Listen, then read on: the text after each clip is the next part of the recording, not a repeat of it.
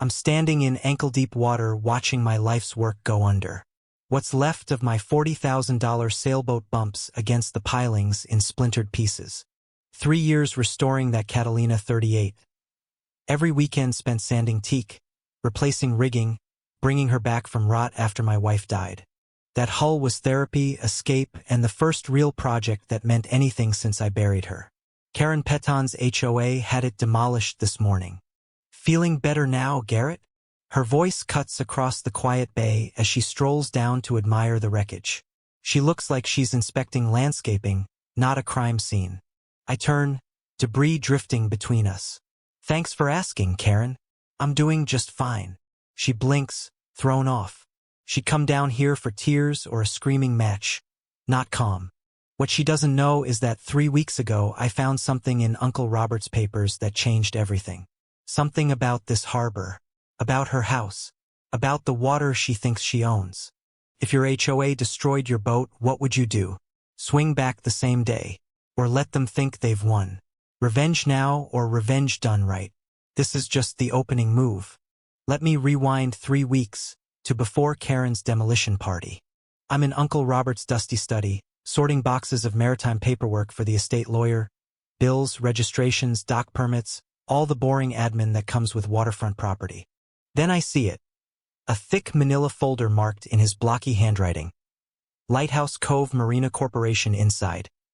Incorporation papers dated 1962, stock certificates, and on top, a letter that makes my hands shake. Garrett, if you're reading this, some fool is probably trying to push you around about your boat. Figured you should know you own most of the water they're standing on. Use it wisely. Uncle Robert, the room smells like old paper and salt air. I flip through the documents, heart pounding.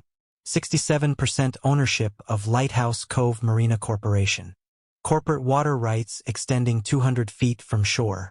Every waterfront property in Lighthouse Cove, legally, lessees of marina water access, including Karen Peton's precious mansion. I sink back into Uncle Robert's leather chair, mind racing. For 3 years, Karen's been terrorizing boat owners, waving HOA bylaws like a royal scepter. Violations, fines, community standards. Claiming the HOA controls anything that floats. Turns out she's been playing dress-up with authority that was never hers. Every warning letter, every fine, every non-compliant vessel notice, completely illegal. The best part? I don't have to use this nuclear option yet, because Karen is Karen.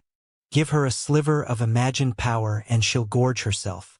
Show her what she thinks is a win and she'll escalate. I've watched her pattern for 3 years. First she went after old Pete's nets. Then the Morrison's lobster traps. Now my sailboat. Same script every time. Patterns are predictable. So I make a choice that would sound insane to most people. Let her climb higher. And document every rung. I start a journal. Every encounter. Every bogus demand. Every time she harasses someone on the water. Once the fishermen realize I'm actually listening and that I know maritime law, they open up. Stories pour out. Threats, intimidation, violations enforced based on boat size and wallet size. She's been playing HOA tyrant over state waters. And nobody stopped her because everyone just quietly left. I'm not leaving. My maritime lawyer confirms what the papers already told me. On coastal disputes, marina corporations trump HOAs. Period. Navigable water is not an HOA toy. But timing is everything. Come at her too early, she backs off, maybe resigns from the HOA, sells the house, disappears. Hit her after she crosses into criminal territory, with a paper trail thick enough to choke a judge. And she won't just lose. She'll become a cautionary tale. And no future Karen will try this here again. The creak of dock planks outside Uncle Robert's study sounds different now. That's my marina. Those are my tenants. And one of them has been pretending she's the landlord. 3 days after I find the folder, Karen makes her first big move. She marches down my dock with a clipboard, tape measure, and her cousin Eddie, apparently Lighthouse Cove's newest marine assessment specialist. "Morning, Garrett," she calls, sugary sweet. "Just doing a routine waterfront inspection, making sure everything meets community standards." I'm kneeling on my yacht's deck, sanding teak rail, watching the show. Eddie's wearing golf cleats. On a fiberglass boat. Metal spikes clack across my deck and I physically wince, but keep my face neutral. Comedy has value. That's interesting, Karen. I say. What exactly qualifies Eddie here for marine assessment? He detailed my husband's boat last summer, she says proudly. Very thorough. Eddie nods solemnly, whips out his phone, and starts snapping photos like he's building a criminal case. Then he grabs a shroud for balance and sets off every bell and wind chime within 50 yards. The rigging sings like a deranged choir while Eddie dangles there like a confused ornament. Structurally questionable, he announces, extracting himself, and aesthetically incompatible. Karen beams as if he just delivered a Supreme Court ruling. There you have it. Official assessment. 2 days later, an HOA violation notice lands in my mailbox. Daily fines of $150 until my yacht meets community maritime standards. Whatever that means. The board vote is 4-3 in favor. Karen personally hand-delivers a copy that evening. Feeling the squeeze yet, Garrett? She asks, savoring every word. Actually, Karen, this is fascinating. I say. Tell me more about these maritime standards you've invented. She doesn't realize she's tightening her own noose. While she thinks she's applying pressure, I'm building a case a prosecutor could frame on a wall. I spent time in the Coast Guard. I know jurisdiction. HOAs have zero legal authority over vessels on navigable waterways. I call a lawyer buddy in Boston, another boater, fighting his own HOA skirmish in Marblehead. He laughs grimly when I lay out my situation. They have no jurisdiction, Garrett. None. File with the state. Hit them where it hurts. The county courthouse becomes my second office. I dig through old Marina leases, property maps, corporate filings. Uncle Robert's documents show our dock lease extends 200 feet into the water, comfortably outside any HOA fantasy zone. I file formal challenges with the State Harbor Commission. I send Karen a crisp cease and desist on her HOA letterhead overreach. Word spreads fast. Down at the waterfront diner, the smell of coffee and bacon mixes with quiet satisfaction. She tried to make me move my traps, Pete Torino mutters into his mug.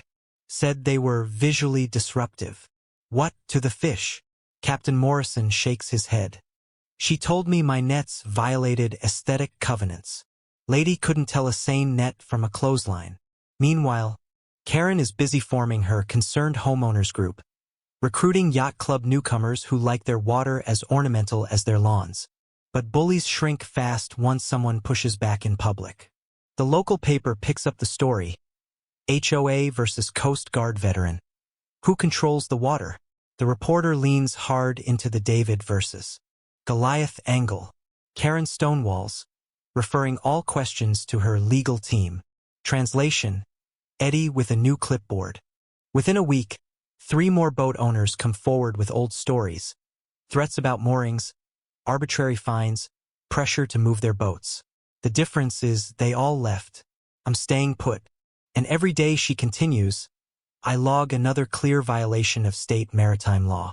Town Facebook threads explode. Fishing families post their Karen encounters. Yacht club folks mostly keep their heads down, but more than a few avoid eye contact with her at the grocery store. Then comes the call that changes the tempo. Mr. Blackwood? Rebecca Palmer, County Assessor's Office. We've been reviewing waterfront tax records following your Marina Corporation inquiry. We've found serious irregularities with the Peton property. Are you available to discuss your corporate water rights and her assessment claims? I take a slow sip of coffee. Karen's been claiming water rights she never owned and paying the wrong property taxes for 3 years. People who love throwing their weight around rarely check whether the ground beneath them is real. The assessor's review lights a fire under Karen. Within 48 hours, she hires a real marine surveyor this time. No golf cleats, actual credentials. Mr. Blackwood, he says apologetically at the dock. I'm required to inspect your vessel. Mrs. Peton has raised safety concerns. Knock yourself out, I tell him. He spends 3 hours going stem to stern. checks every cleat, through hull and deck load. Smell of varnish, faint salt, the quiet clink of tools. Finally, he hands me the report. Your vessel's in excellent condition. Tighten that dock cleat over there sometime. But she's fully seaworthy. Karen snatches the papers. What about this loose cleat? That's a safety violation. Ma'am, he says, patient but firm. That's a routine maintenance note, not a hazard. I'm reporting this to the harbor master. The next morning, Harbor Master Sal shows up in the middle of a November squall, rain pelting sideways. Garrett, I gotta check that cleat Karen's shrieking about, he says, water streaming from his slicker. You know this is bull, right? Do what you need, Sal. He gives the cleat a quarter turn with a wrench. 30 seconds. Done. There. Fixed. Tell Karen to stop wasting my time. She doesn't stop. She calls the Coast Guard, demanding a safety inspection. The petty officer who returns her call explains, politely, that they don't inspect private vessels at private docks without an actual emergency. They've also read the surveyor's report. While she's burning her credibility with every agency in Massachusetts, I take a walk along her shoreline with a camera. Her oversized boat lift obviously overbuilt. Dock extensions that weren't on any older plans. Decorative storm drains funneling runoff straight into protected shellfish beds. I catalog everything and call a contact at the state environmental office. Massachusetts takes water contamination seriously, especially in working harbors. We'll send someone next week, the officer says. If there are unpermitted modifications affecting water flow or quality, we'll need immediate remediation. Karen's trying to weaponize safety rules against me while she's breaking half a dozen environmental laws. Political pressure builds. She convinces 3 selectmen to attend an emergency meeting about my yacht. She's prepared a slideshow comparing approved aesthetic vessels to my supposedly substandard boat. The community center is half fishing families, half HOA loyalists. About 40 people and one overconfident tyrant at the podium. Property values depend on consistent standards, she proclaims, clicking through stock photos of glossy yachts. One non-conforming boat affects everyone's investment. Pete stands up from the back. Karen, I've fished here 40 years. Garrett's boat is the prettiest thing I've seen since my grandfather's lobster boat. A low rumble of agreement. Captain Morrison nods. That's a working vessel, restored with love. Not some floating McMansion nobody ever takes past the breakwater. Karen reddens. We're not talking about fishing boats. We're talking about community standards. Whose community? Pete shoots back. This was a working waterfront before you showed up. The meeting dissolves into shouting. Karen storms out after accusing the selectmen of failing to protect property values. 2 of the 3 pull me aside afterward. Garrett, we have no authority over boats. One admits. She's barking up the wrong tree and making everyone mad while she does it. By the end of the week, 3 more boat owners step forward with harassment stories. A regional boating magazine calls, wanting to do a feature on HOA overreach. My little fight is turning into a symbol, and Karen is running out of legitimate moves. I overhear her at the grocery store telling another board member, we need emergency action. Get this resolved before property values tank. Desperation never makes people smarter. That's when the state environmental officer calls back. Mr. Blackwood, we completed our preliminary evaluation of the Peton property. Multiple violations, significant fines, mandatory remediation, and she'll have to remove unpermitted dock structures. The net is tightening. She just hasn't felt it around her throat yet. 2 weeks after the town meeting, Karen goes nuclear. I'm loading my truck for a weekend at my sister's place in Vermont when my phone rings. Garrett, you need to get back here now. Pete's voice is tight. They destroyed your boat. The 3-hour drive home feels like 10.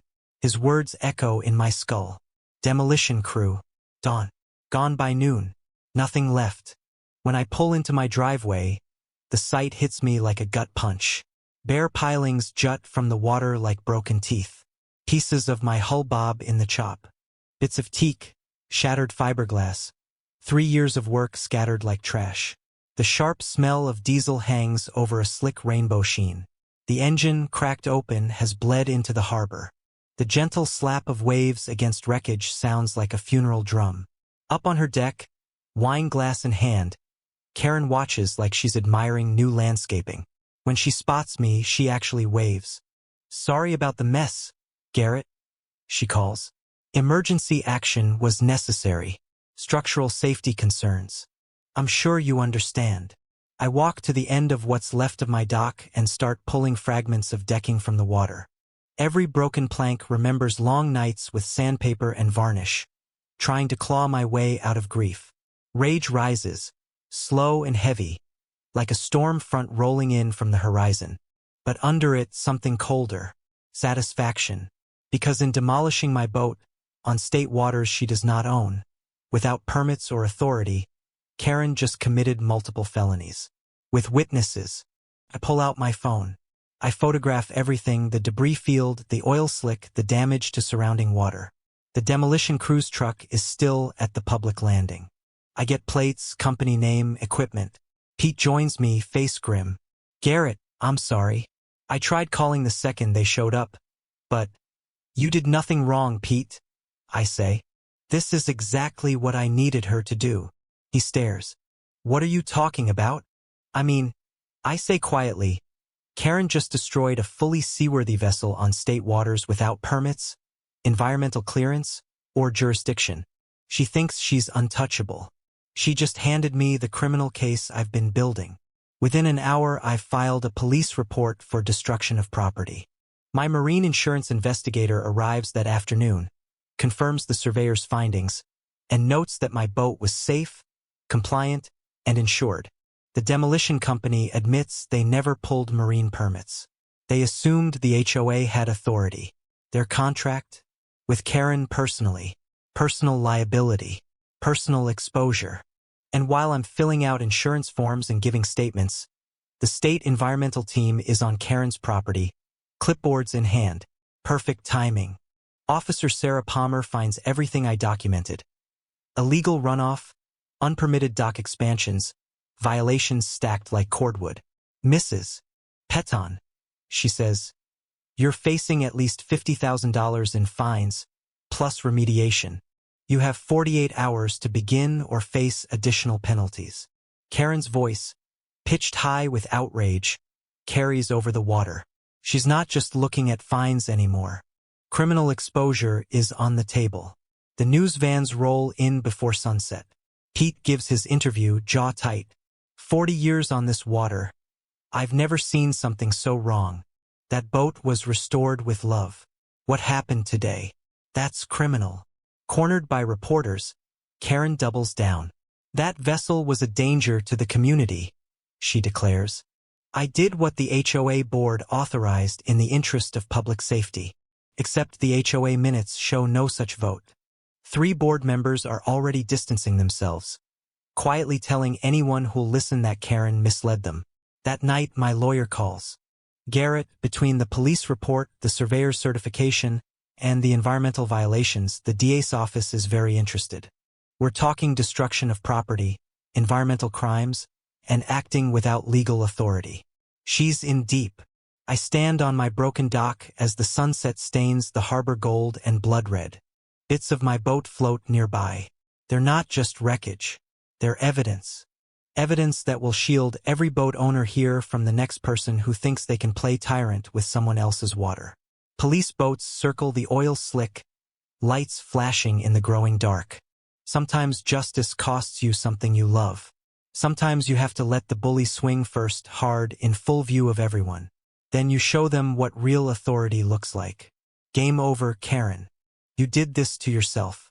The next morning, I decide it's time to stop letting her write the script. 3 weeks of watching her dig her own grave was instructive.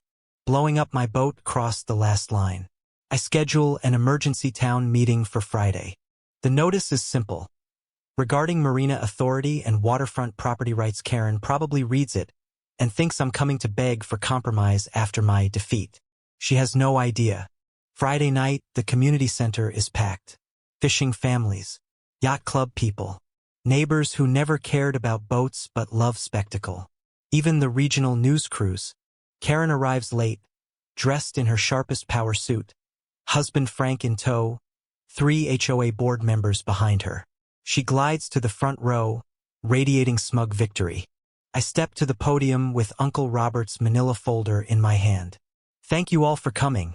I begin. I called this meeting to clear up confusion about who actually has authority over the water in Lighthouse Cove. Karen's smile widens. 3 weeks ago, I continue. I found something in my uncle's estate papers that changes everything about the regulations Mrs. Peton's been enforcing. I hold up the incorporation documents. Everyone. Meet the majority owner of Lighthouse Cove Marina Corporation. I pause. That would be me. The room goes dead still. Even the harbor outside seems to hold its breath. These documents, filed with the state in 1962 and never dissolved, give Lighthouse Cove Marina Corporation control over this harbor's water access. I own 67% of that corporation. That means every dock, every slip, every inch of water access your waterfront homes depend on is technically leased from the marina. I let my gaze rest on Karen, including Mrs. Peton's. Her face drains, confusion, then panic. Your property deeds, I explain, give you land that touches the water, not the water itself. I give them a moment to process. Karen hisses something at Frank, flipping through her folder. For 3 years, I go on. Mrs. Peton has been assuming the HOA controls maritime matters. Massachusetts law and these corporate documents say that authority has always belonged to the Marina Corporation, which is to say, to me. From the back, Harbor Commissioner Mike Walsh stands. Mr. Blackwood, are those documents legitimate? Fully verified, I reply. The corporation's been dormant, but never dissolved. I'm reactivating it immediately. Karen finally finds her voice. This is ridiculous. You can't just, Mrs. Peton. I cut in levelly. Yesterday, you paid a demolition crew to destroy a $40,000 yacht on water you never had the legal right to regulate. You committed multiple felonies on property that isn't yours. The murmurs swell. Reporters scribble. Frank slumps like someone cut his strings. And there's more, I say, pulling out another set of papers. According to the original Marina agreements, all waterfront lessees owe corporate fees based on property value and water usage. These haven't been collected since my uncle's death 3 years ago. I look straight at her. Mrs. Peton, your property alone owes $31,000 in back marina fees, plus penalties and interest. She bolts upright. This is insane. You can't? Additionally, I continue over her. Every unpermitted dock change, every illegal runoff channel, every environmental violation identified this week occurred on Marina Corporation property. Without authorization. Environmental Officer Palmer stands. The violations are extensive, she confirms. They require immediate correction. 3 weeks of patience, 3 weeks of documentation, all funneled into this moment. So here's where we stand, I tell the room. The Marina Corporation is reactivated. New lease agreements will be offered to all waterfront residents at reasonable rates. Environmental compliance will be mandatory. And harassment of boat owners based on fictional authority ends tonight. Karen's voice cracks. You can't just take people's homes. This is America. I'm not taking anyone's home, I say. I'm clarifying who actually owns the water access that makes those homes valuable. And right now, you personally owe enough to buy the boat you destroyed. Twice. The sound of Karen's world collapsing isn't literal, but you can feel it. 3 years of bullying, intimidation, and fake power evaporate under a few sheets of state-stamped paper. Uncle Robert was right. Some fool would try to push me around about my boat. She chose poorly. The meeting ends with most residents lining up to ask about new terms and compliance. Reasonable people who just want clarity and peace. Karen storms out wordless, but I hear her outside through the thin walls, already on the phone, demanding a lawyer who will tell her reality is fake. Reality doesn't care. The next morning, my phone starts ringing at dawn. 8 of the 9 waterfront owners want lease discussions. The 9th Karen doesn't pick up. My maritime lawyer drives down from Boston, briefcase bulging. "Garrett," he says, laying documents across my kitchen table. "This is the most satisfying property case I've seen in 20 years. Let's do this right. First order of business. Notify every relevant agency that Lighthouse Cove Marina Corporation is active again. Secretary of State, Harbor Commission, State Environmental Office, Coast Guard Auxiliary, Fresh Ink, Fresh Authority." "She played pretend for 3 years," my lawyer says over coffee. "You get to do it for real." He outlines my options. Marina corporations have broad power over dock safety, water use rules, and environmental compliance. Everything the HOA claimed without any basis I can actually enforce. I spread Uncle Robert's old marina blueprints across the table. The intent is clear. Not an elite yacht club, but a mixed-use working waterfront, commercial fishing alongside recreational boating, designed to improve water quality, not trash it. I hire a licensed marine engineer to inspect every waterfront property. Not Cousin Eddie. Someone whose credentials come with stamps and liability. The report is brutal. Karen's property is the worst. Oversized boat lift exceeding weight limits. Suspect electrical work over water. Decorative additions that compromise the shared dock's structural integrity. Coast Guard grade safety standards apply to marina structures. I know that from service. She's nowhere close. Meanwhile, I'm building alliances. The fishing cooperative gets first dibs on permanent slips at humane rates. These families have been squeezed and shamed for years. Captain Morrison chokes up when I slide a 50-year lease across the table at 1990-era pricing. "Garrett, she tried to drive us out 3 times. Said our gear ruined her nautical ambience. This means we can stay." I partner with the local marine conservation group. Dr. Sarah Martinez, the lead biologist, has spent 2 years fighting Karen's runoff and unpermitted dock work.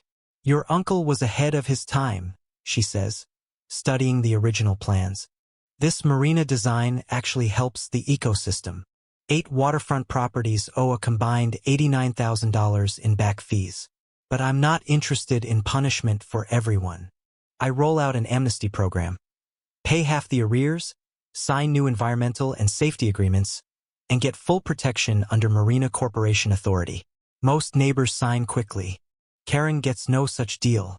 She owes the full $31,000, plus replacement value for my destroyed yacht, plus environmental remediation, plus whatever the courts decide for 3 years of harassment. I install security cameras along marina boundaries. Every interaction on the docks now comes with timestamped video. Local media loves the pivot story. The boating magazine runs a feature about reclaiming working waterfronts from HOA overreach. 3 TV stations request interviews. I say yes to all of them. Sunlight is a powerful disinfectant. I hire retired Harbor Patrol Officer Jim Bradley as security consultant. 40 years of maritime law enforcement experience and a personal history of watching Karen's antics from the sidelines. "What you're doing here," he says, watching new boundary stakes go in with a satisfied smile. "This is why I signed up for Harbor Patrol in the first place. We prep one last piece. A complete enforcement package for Karen's property. The marine engineer's findings read like an indictment: structural risks, safety hazards, environmental damage affecting neighbors. I schedule the official marina inspection for Harbor Festival weekend. Maximum witnesses, maximum visibility, maximum accountability. While I'm at it, I dig into Frank Peton's insurance business. Turns out he's been selling high-risk waterfront coverage to neighbors for decades, claiming extra exposure because of marina hazards that, in reality, his wife had manufactured through harassment and illegal modifications. They've been profiting off problems they created. The old rocking chair in Uncle Robert's study creaks while I sit and think.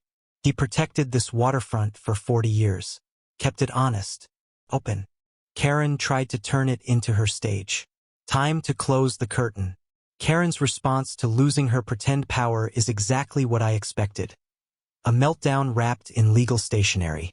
She hires a white shoe Boston attorney, forms a waterfront property owners defense committee and starts whispering poisonous little rumors about me.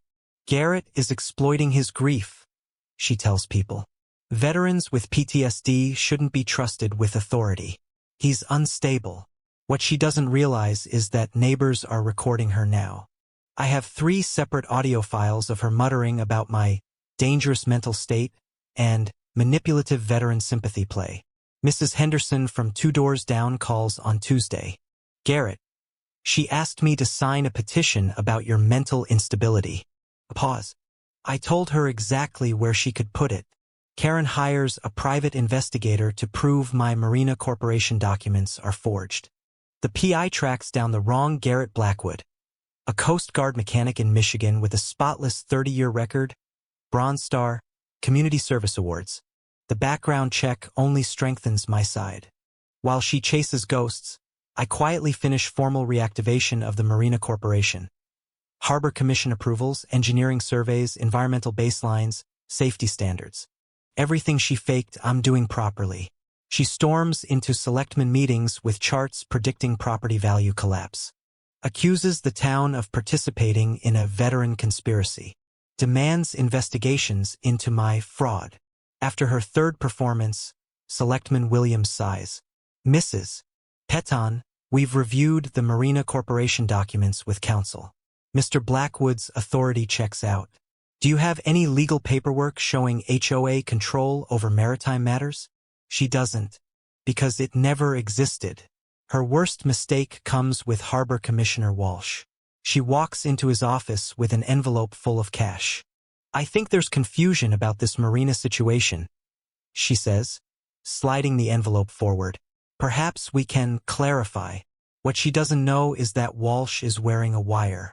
Federal investigators have been probing small-town coastal corruption, and he agreed to cooperate after a few suspicious consulting offers. The recording is damning. Karen, I'm prepared to make this worth your while if you find irregularities in Blackwood's claims. Walsh, ma'am, are you offering me money to falsify official documents? Karen, I'm offering a consulting fee for thorough research. I need this Marina nonsense to go away. Walsh, what you're describing sounds like bribery of a public official. Karen, don't be dramatic. It's just business. The FBI hands the file to the DA. By Friday, Karen's facing federal bribery charges on top of everything else. Her expensive Boston lawyer drops her the same day. No one wants a client who keeps committing new crimes mid-trial. The state opens an investigation into Frank's insurance company for overcharging based on inflated marina risk. 3 decades of premiums built on misrepresented exposure, all linked to his wife's interference. Her empire is collapsing. She responds by flailing, calling developers about emergency sales, asking if they'd be interested in controlling marina access, if she can somehow regain authority. She still thinks this is a game she can win if she just pushes hard enough. Dr. Martinez calls me with a small piece of poetic symmetry. Garrett, the EPA wants to feature your marina as a model for sustainable waterfront development, she says. Karen's violations gave them a perfect what not to do. Even her crimes are feeding a better future. I stand on my rebuilt dock. Yes, already rebuilt using legitimate marina funds, watching the sunset bleed into the harbor. Tomorrow is Harbor Festival. She thinks she's planning a last-ditch PR offensive. She has no idea what's coming. The new dock planks creak under my boots, solid and permanent. Game almost over. 1 move left. Harbor Festival morning. Karen shows her last card. At dawn she arrives with a moving truck, 3 hired laborers, and a frantic energy that's almost painful to watch. From my dock, coffee in hand, Officer Bradley and Dr. Martinez at my side. I watch her direct the crew to tear apart her illegal dock modifications. She's trying to erase evidence before inspections, Martinez says, raising a telephoto lens. Too late. We've documented everything. Chainsaws buzz. Supports fall. Debris splashes into protected water. Ma'am, Bradley calls across the water. You need permits for demolition in a protected environmental zone. She ignores him, Sawdust and panic sweat glisten on her face. She's racing the clock, convinced if she can destroy the evidence before the festival crowd arrives, she can spin the story. What she doesn't know is that federal environmental officers are already here, watching from unmarked vehicles, cameras running. By 8 a.m., vendors and volunteers are setting up for the festival lobster rolls. Kids' activities, boat displays, conservation booths. 3 news crews too. Karen's workers slow down, suddenly uneasy. "Lady, this doesn't feel legal," one says, eyeing the water. "We really supposed to be cutting dock supports in a nature preserve?" "Keep working," she snaps. "I'll handle the paperwork, right?" The queen of demanding permits has none for her own emergency demolition. At 10 a.m., the official Marina inspection starts. Engineer Roberts arrives with his team, clipboards, cameras, and the gravitas of a man who loves code numbers. He moves methodically along the properties. When he reaches Karen's dock, he turns to the gathered crowd. "Mrs. Peton's boat lift exceeded weight capacity by 40%, he announces. Her support modifications compromised the entire shared dock structure. Karen hurries over, covered in sawdust. "Those modifications were HOA approved," she snaps. "Ma'am, HOA approval is meaningless here," he replies. "Only the Marina Corporation can authorize structural changes affecting shared waterway infrastructure." Environmental Officer Palmer arrives mid-inspection, flanked by federal backup. "Mrs. Peton," she says, "you're being cited for unpermitted demolition in protected waters. The debris your crew created requires immediate hazardous cleanup." Karen's voice climbs towards hysteria. "This is persecution. I'm being targeted for protecting property values." Festival goers gather, recognizing the woman who made their lives miserable. Pete grins as Channel 5 sticks a microphone in his face. "She spent 3 years telling us our gear was illegal," he says. "Turns out she was the one breaking the law." Then Karen spots me talking to reporters and snaps. She storms across the lawn, finger aimed like a weapon. "This is all his fault," she screams for the cameras.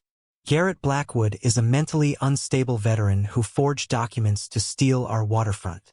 He destroyed my life. He's using fake authority to terrorize homeowners. Someone needs to stop this madman before." "Mrs. Peton," FBI agent Collins steps into frame, badge out. "You're under arrest for attempted bribery of a public official and conspiracy to defraud federal environmental agencies." The crowd falls silent except for camera shutters. As the cuffs go on, her face cycles from disbelief to rage to something like blind terror. "You haven't heard the last of this," she shrieks as they lead her away. "My husband will sue every one of you. This marina will be shut." Frank, standing in the crowd, just shakes his head. His career is already circling the drain. He knows. Dr. Martinez squeezes my shoulder. "What you did here, protecting working waterfront from fraudulent authority, that's going to be a case study." The festival rolls on around us. Kids get their faces painted. Musicians pick up where they left off. People line up for lobster. For the first time in 3 years, the harbor feels free. And we're not done yet. By late afternoon, Harbor Festival is at full roar. 2,000 locals, 3 TV crews, federal officers, fishermen, yacht owners, tourists. Karen's arrest is already looping on the evening news. Harbor Commissioner Walsh steps up to the main stage at 4 o'clock for the official Marina Authority recognition ceremony. The crowd gathers. Fishermen in worn jackets, yacht club types in polos, families with dripping ice cream cones. "Ladies and gentlemen," Walsh announces, "we're here to formally recognize the reactivation of Lighthouse Cove Marina Corporation and clarify waterfront authority that's been misunderstood for several years." Karen arrives mid-speech, recently bailed out, looking like the storm she's been living in finally hit her. Hair wild, clothes wrinkled, arms full of legal folders like shields. "This is a fraud," she yells from the crowd. "He manipulated all of you with fake documents and veteran pity." People turn. Music stops. She has the room's full attention, and not in the way she wants. Walsh raises a hand. Mrs. Peton, would you like to present evidence contradicting the Marina Corporation's standing? She all but storms the microphone. I've spent 3 years protecting this community from substandard boats and irresponsible owners, she declares. The HOA voted to maintain aesthetic standards that. Do you have any legal documentation granting the HOA authority over waterways? Walsh interrupts gently. Yes or no? She falters. We have community standards. The board has always. Legal documentation, ma'am, he repeats. Not feelings. Not habits. Law. Silence. Seagulls fill the gap. The HOA serves community interests, she finally stammers. That's not jurisdiction, Walsh replies. Mr. Blackwood? I step up again, Uncle Robert's folder in hand. These incorporation papers, filed in 1962 and verified by the state, established Lighthouse Cove Marina Corporation with authority over all waterfront activities in this harbor. I say, holding the documents high for the cameras. For 3 years, Mrs. Peton has enforced rules she had no right to create, over boat owners she had no authority to regulate, on waters she never owned. This is a conspiracy, she shrieks. You're all being manipulated by a mentally unstable. The universe interrupts her. A sound rips across the harbor, metal screaming under stress. The oversized boat lift on her property, weakened by her frantic demolition work and stressed by the afternoon wind, finally gives up. Chains snap. Her $60,000 yacht drops like a stone. The first 3 rows of onlookers are showered in cold harbor water as her boat plunges stern first. A heartbeat later, fuel starts to bloom across the surface in an iridescent slick. Karen staggers toward the shore, lips moving. My boat. My beautiful boat. Harbor patrol and environmental crews move instantly. Containment booms, spill kits, a flurry of trained efficiency. Dr. Martinez takes the microphone with the authority of science behind her. This is exactly why marina corporations enforce weight limits and engineering standards, she says. Oversized, unpermitted installations can fail catastrophically and damage the entire ecosystem. Karen wades into the oily shallows, skirt swirling in contaminated water, staring at the sinking symbol of everything she thought she controlled. Officer Palmer returns to the mic. Mrs. Peton, she announces, you are now facing additional federal charges for causing an environmental hazard during a public event. This spill threatens protected shellfish beds. The irony is surgical. Karen tried to play environmental cop without authority. Real environmental cops are arresting her for actual environmental crimes. Crews work around the mess while the band starts up again. Kids go back to their games. People pick up their drinks and keep celebrating. I look out over the harbor. Booms encircling the spill, her yacht slipping out of sight, the crowd cheering as Walsh hands me a framed certificate. Ladies and gentlemen, I tell them, Lighthouse Cove Marina Corporation is officially operational. We're committed to protecting this harbor's heritage and its health, for everyone who works and plays here now, and for whoever comes next. Applause rolls across the water as her boat disappears beneath it. Her reign sinks with it. Justice finally has teeth. 6 months later, I'm standing on the same dock where this started. This time, the water is clear. The air smells like salt and varnish, not diesel and fear. Karen is 6 months into an 8-month federal sentence for bribery, environmental crimes, and conspiracy. Frank lost his insurance license and paid $200,000 in fines.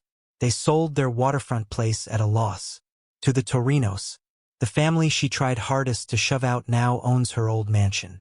Uncle Robert would have loved this, Pete says, watching his grandkids tack a small dinghy in the afternoon breeze. Working families staying on a working harbor. The Uncle Robert Maritime Heritage Fund has grown beyond anything I imagined. Between back marina fees, penalties, and donations, we've established 3 annual scholarships for local kids pursuing maritime careers, funded a harbor restoration project that brought university research teams here, built a community boat workshop where anyone can learn to repair and maintain vessels. The workshop smells like fresh varnish and sawdust. Kids and retirees work side by side, learning knots and splices. This is what my uncle wanted. A waterfront that pulls people together instead of pushing them out. Every Tuesday, Dr. Martinez walks the docks with me, updating me on water quality. Ironically, Karen's fuel spill unlocked federal restoration funds. The harbor is now cleaner than it's been in decades. 3 universities want to use this place as a long-term research site. Martinez says, pointing at charts. Your Marina is a model project. Our legal case, Blackwood v. Peton, shows up in maritime law textbooks, an example of how Marina corporate rights override HOA fantasies in waterfront disputes. Law students read about Karen as a warning.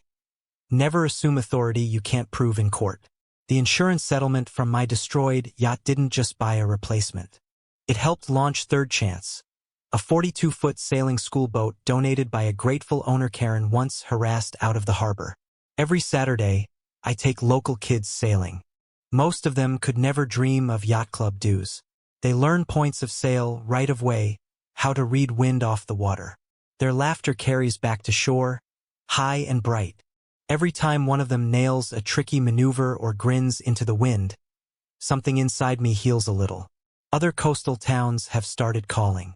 Turns out our story isn't unique. Rich newcomers moving in, trying to turn working harbors into ornamental backdrops. I've become an unofficial consultant on marina law and corporate water rights. The boating magazine runs an annual piece now, Lighthouse Cove as a case study in community backbone. Harbor Festival has doubled in size. People come specifically to see the place where an HOA bully lost to a marina corporation and a stack of old papers. And yes, I'm dating. Martinez and I figured out there's more between us than environmental briefings. She's been helping me understand just how far ahead of his time Uncle Robert really was. The dock planks creak under my feet as I walk the boundary lines each morning, coffee in hand. 8 waterfront families now have secure, sane leases. The fishing cooperative has permanent space. The conservation partnership protects water quality. The Heritage Fund protects the story. The rigging sings in the breeze. Kids practice tacks in the outer harbor. Old fishermen tell young captains where the best lobster ledges are. Uncle Robert's vision is alive here. Honest boats, honest work, no harassment from people who think a bank balance equals divine right. Karen wanted to turn this into a gated playground for people like her. Instead, her campaign birthed legal protections strong enough that the next version of her won't stand a chance. Sometimes revenge isn't about what you do to the person who wronged you. It's about what you build that they can never touch. I stand on my dock as sunrise paints the harbor gold and red. In a few hours, kids will show up for sailing lessons. Pete will bring coffee and stories. New families will step onto these docks without bracing for a fight. The fight was worth every minute. The harbors learned the difference between real authority and make-believe power. And it remembers.